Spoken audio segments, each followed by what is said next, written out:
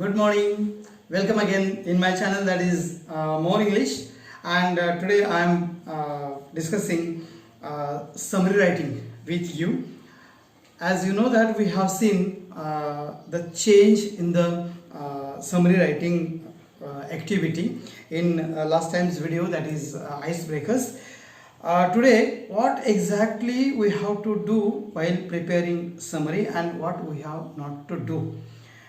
आपण गेल्या व्हिडिओमध्ये आईस ब्रेकरमध्ये बघितलेला आहे समरीमध्ये नवीन काय आलं ॲक्च्युली. तर पूर्वी कसं होतं, इन जनरल समरीचं क्वेश्चन नंबर 3B मध्ये दिला जायचा, एक अनसेन पॅसेज दिला जायचा आणि त्याच्यावरती समरी करा म्हणून सांगितलं जायचं. आता प्रकार असा झाला आहे की टेक्स्टबुकमध्ये आपल्यासाठी एक सेपरेट युनिट समरी रायटिंगवरती दिलेलं आहे. त्यामुळं ते आपल्याला बघणं फार गरजेचं आहे आणि त्याचा पहिला पार्ट आपण बघितला. आज आपण एक्झॅक्टली टेक्स्टमध्ये जायचं आहे and very briefly I am giving you the introduction of summary writing, what exactly mean by according to the text. Okay, look at the text.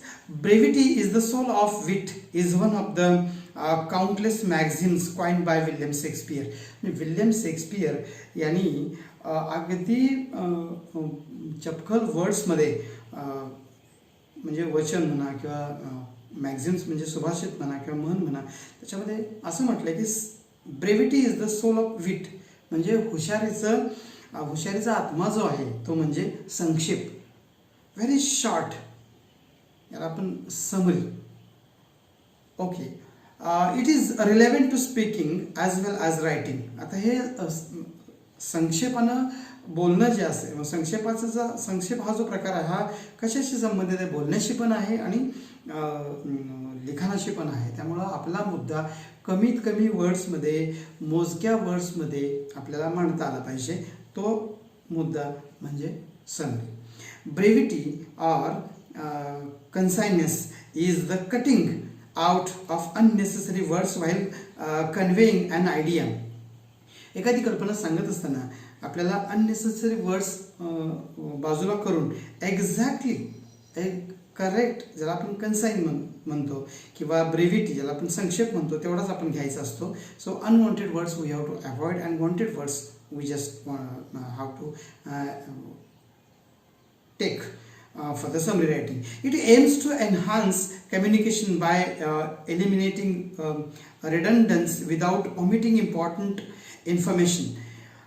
उद्देश असा आहे की महत्त्वाची माहिती जी आहे ती ठेवून जे जरुरीचं नाही आहे अशा प्रकारचं आपल्याला निरर्थक जे म्हणतो आपण ते बाजूला करणं आणि एक्झॅक्टली जे महत्त्वाचं आहे तेवढं देणं म्हणजे आपल्याला summary writing. Summary writing is one of its kind that has been described as one of the elementary principles of writing. रायटिंगचं एक प्रिन्सिपल आहे, प्राथमिक एक तत्व आहे आणि ते म्हणजे समरी रायटिंग. थोडक्यात आपण सांगणं, to speak what is required and to write what is necessary is a requisite towards the development of language skills. भाषिक कौशल्य विकसित करत असताना आपल्याला जरुरीचं काय आहे तेवढंच बोलणं, आपल्याला गरजेचं काय आहे तेवढंच आपण बोलणं किंवा आवश्यक असेल तेवढंच लिहिणं. म्हणजे असं म्हणतात, काय बोलावं ह्याच्यापेक्षा काय बोलू नये हे ज्याला कळतं तो चांगला वक्ता, आणि काय लिहावं ह्याच्यापेक्षा काय लिहू नये हे ज्याला कळतं तो चांगला लेखक. त्यामुळं आपण काय लिहायचं नाही हे याच्यामध्ये शिकायचं आहे. म्हणजे अनवॉन्टेड आपल्याला टाळायचं आहे. जे आपण पाल्हाळ लावणं म्हणतो, लांबड लावणं म्हणतो, ते टाळायचं आहे आणि एक्झॅक्टली आपल्याला 3 मार्कासाठी हे समरी रायटिंग करायचं आहे. To express in brief the main points of a written record is the summary. अतिशय थोडक्यात महत्त्वाचे मुद्दे मांडणं किंवा व्यक्त करणं म्हणजे summary writing. This is a skill, writing skill, and that can be developed by practice. आणि हे प्रॅक्टिस किंवा सराव ज्याला म्हणतो आपण त्यांनी आपल्याला ते डेव्हलप करता येतं. समरायझिंग हॅज अ डेफिनेट पर्पज, एक निश्चित असा उद्देश ह्या समरी रायटिंगच्या पाठीमागे असू शकतो the purpose of summary is to give the reader a clear objective picture of a original text. म्हणजे एक अतिशय स्पष्ट आणि ज्याला आपण पारदर्शी म्हणतो अशा प्रकारचं म्हणजे objective, not subjective at all, तर तशा प्रकारचं जे ओरिजिनल जे टेक्स्ट आहे ते थोडक्यात सांगणे म्हणजे समरी रायटिंग असं त्याला आपण म्हणूया. Most importantly the summary restates only the main points of text or lecture without giving examples or details such as dates, numbers और स्टॅटिस्टिक्स. म्हणजे कुठल्याही प्रकारचे डिटेल्स उदाहरणार्थ तारीख, नंबर किंवा काही सांकेतिक माहिती हे न देता एक्झॅक्टली मुख्य मुद्दे एखाद्या लेक्चरमधले असतील, एखाद्या भाषणामधले असतील, एखाद्या टेक्स्टमधले असतील ते वाचकांसमोर प्रेझेंट करणं म्हणजे समरी. आपण आता डूज अँड डोंट्स बघायच्या थोडक्यात. म्हणजे समरी करत असताना आपल्याला काम नेमकं काय करायचं आहे. हे एक स्किल आहे आणि आपल्याला सरावाने आपल्याला हे स्किल शिकायचं आहे. स्वतःच्या वर्ड्समध्ये आपल्याला समरी तयार करता आली पाहिजे दिलेल्या पॅसेजची, असं आपलं हे टास्क इथं आहे. तर डूज अँड डोंट्स आपण आता बघायचे आहेत. Yes, look at dos of summary writing which I have written on the board. The dos of summary writing. Number 1, read and rewrite the passage. जो दिलेला उतारा असेल त्याचं वाचन करा, त्याचं पुन्हा वाचन करा, पुनर्वाचन करा. म्हणजे एकदा, दोनदा, तीनदा तुम्हाला ती वाचावं लागेल. For certain or the specific purpose you have to read that. तेव्हा वाचन हे अत्यंत महत्त्वाचं आहे. पहिलं प्राथमिक जे वाचन असतं ते, त्याच्यापेक्षा सेकंड रीडिंग, थर्ड रीडिंग हे अधिक चांगल्या प्रकारचं आपल्याला असू शकतं. Number 2 that is understand. Understand तर समजून घ्या. त्याच्यामध्ये एक्झॅक्टली कोणती थीम वापरली, काय स्टोरी आहे, काय कशाबद्दल आहे, काय विषय आहे त्याचा, त्या पॅसेजचा तो समजून घ्या. Read the instructions. Number 3 read the instructions. सूचना वाचा. तिथं दिलेल्या असतात त्या सूचना नीट वाचा, व्यवस्थित वाचा, त्या समजून घ्या. Number 4 that is find exactly what you need to summarise. तुम्ही कशाचा सारांश करायचा आहे, कशाची समरी करायची आहे, एक्झॅक्टली ते मुद्दे तुम्ही शोधून काढा. गरजेची गोष्ट असेल तेवढं शोधा त्याच्यात. त्या पॅसेजमध्ये उतारातलं काय पाहिजे आपल्याला हवं तर आपण तिथं वाचन करता करता आपण अंडरलाईन करत गेलात महत्त्वाच्या पॉईंट्सना तरी चालेल. तुमचं एक कच्चं जे आपण ड्राफ्ट म्हणतो तर तो तयार होऊ शकतो. Next number is this.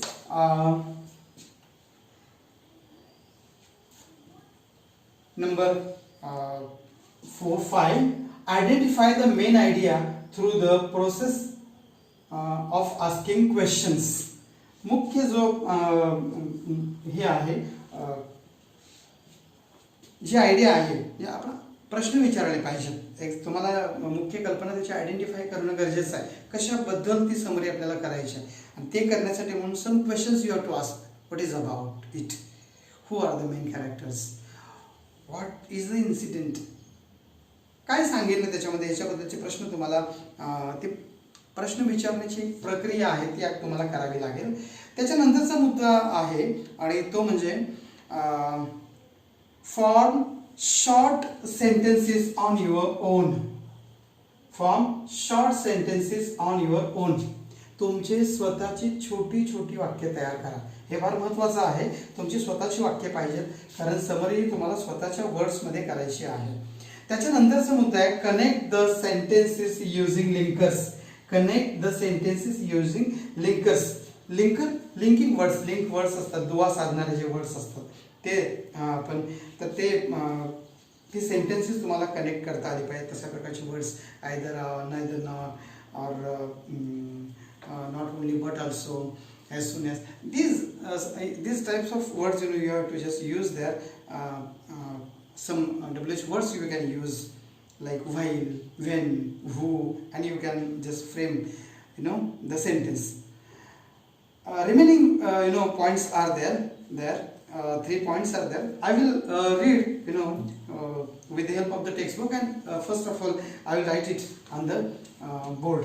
Okay, so number 8 is here.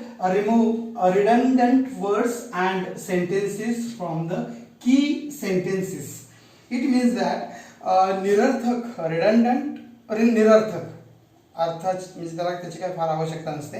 निरर्थक वर्ड्स जे आहेत आणि वाक्यात महत्त्वाचे वर्ड्स आहेत यांच्यापासून महत्त्वाच्या वाक्यांपासून निरर्थक वर्ड्स किंवा सेंटेन्सेस वेगळे करा. थोडक्यात वेगळे करावी ती. It should be differentiate. This is number 8. Number 9 omit details. This is very very important पण आपल्याला डिटेल्स नको आहे त्यामुळे ओमिट वगळा. डिटेल्स काय तपशील काय असेल जास्तीचा तर तो वगळा. एक्स्ट्रा उदाहरणं असतील ती वगळून टाका आपण. Last point in the under the dos is this number 10 avoid your own interpretation. तुमचं स्वतःचं म्हणजे स्वतःकडली माहिती जी आहे त्याचा हस्तक्षेप आपण टाळावा. म्हणजे स्वतःचं काय त्यात आपण ॲड करायचं नाही आहे. So these are the dos. काळजी घ्या. मी पुन्हा एकदा डूज तुम्हाला सांगतो. वाचन आणि पुनर्वाचन करा. पहिला मुद्दा सांगितला होता, दुसरा सांगितला होता समजून घ्या, तिसरा सांगितला होता सूचना ज्या आहेत त्या व्यवस्थित वाचा, चौथा सांगितलं होतं की आपण नेमकं कशाचं सारांश करायचं आहे, करणं गरजेचं आहे ते शोधा तुम्ही. फाइंड आउट हे फार महत्त्वाचं आहे. त्याच्यानंतर तुम्ही प्रश्न विचारण्याच्या प्रक्रियेतून मुख्य मुद्दे जे आहेत ते मुख्य मुद्दे ओळखा. त्यानंतरचा मुद्दा आपला सांगितला होता मी की स्वतःची छोटी छोटी वाक्य बनवा.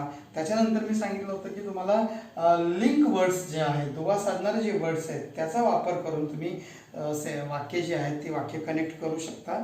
त्यानंतर निरर्थक वर्ड्स जे आहेत ते आपल्याला ते आणि वाक्य जे असतात ती अशी आपल्याला महत्त्वाच्या वाक्यापासून किंवा वर्ड्सपासून वेगळी करावीत ती आणि महत्त्वाची तेवढीच आपण घ्यावीत. तपशील जो असेल डिटेल्स म्हणतो आपण त्याला ते टाळावेत. आणि लास्ट दॅट इज तुमच्याकडच्या माहितीचा हस्तक्षेप त्याच्यामध्ये करायचा नाही, इंटरप्रिटेशन करायचं नाही किंवा आपण ते द्यायची नाही आहे. So these are the dos. Now come to the don'ts of the summary. हे काय करायचं याच्याबद्दल आपण डिस्कशन केलं. आता काय करायचं नाही ते खूप महत्त्वाचं आहे. I will write it on the board and then we will discuss. Now the don'ts of summary writing. What are the don'ts म्हणजे टाळायचं काय काय आपण काय करायचं नाही आहे ते बघा. First of all include. Include means समावेश करणे.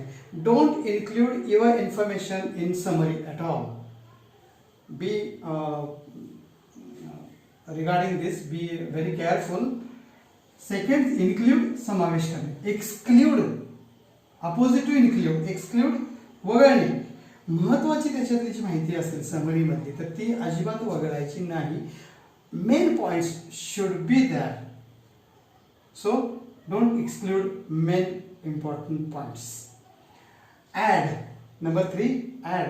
Don't add any other information than the passage. पॅसेजच्या बाहेरची कुठलीही इन्फॉर्मेशन आपण ॲड करायची नाही. Then comment. कमेंट करणं ज्याला आपण भाष्य करणं म्हणतो तर आपल्या स्वतःचं आपलं ओपिनियन घेऊन त्या पॅसेजवरती भाष्य करायचं नाही.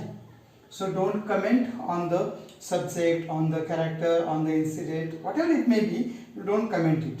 Okay. Then last but not the least give examples. उदाहरणं देण्याची नाही आहेत, उदाहरणं देऊ नयेत. काय काय टाळायचं आहे पुन्हा एकदा समावेश करणे. नव्या माहितीचा समावेश करायचा नाही. एक्सक्ल्यूड म्हणजे वगळणे तर त्यातली महत्त्वाची माहिती जी आहे ती वगळायची नाही. ॲड म्हणजे भर टाकणे नव्या माहितीची तर नवीन कुठलीही माहिती त्याच्यात टाकायची नाही आहे. कमेंट म्हणजे भाष्य करणे. आपण कुठलीही कमेंट स्वतःची त्या पॅसेजवरती द्यायची नाही आहे समरीमध्ये. गिव्ह एक्झाम्पल्स आपण कुठलेही एक्झाम्पल्स द्यायची नाही आहेत. So these are the don'ts. Do's and don'ts are very important one. You just study the do's and don'ts and in the text an example of an example for practice has been given here. You read the text here. Under the do's means जो तिथं आपल्याला tree दिलेला आहे डोंट्सचा त्याच्या खाली आपल्याला एक passage दिला आहे. एक्झाम्पल दिलं आहे. As an example let's take an article for summary असं करून एक लेख दिलेला आहे, एक आर्टिकल दिलेला आहे आणि त्याच्या खाली तुम्हाला काही स्टेप्स दिलेले आहेत. सो सगळ्यात पहिली गोष्ट you just read the article. 1. Second thing you read the article. Third thing you again read the article. Then you understand it. Then you can read the instruction. Then you can find out what are the essential points on which you can frame the summary. आणि ह्याच्यासाठी म्हणून काही steps आपल्याला टेक्स्टमध्ये दिलेले आहेत. On page number 137 I will read the steps. Just 6 steps are there.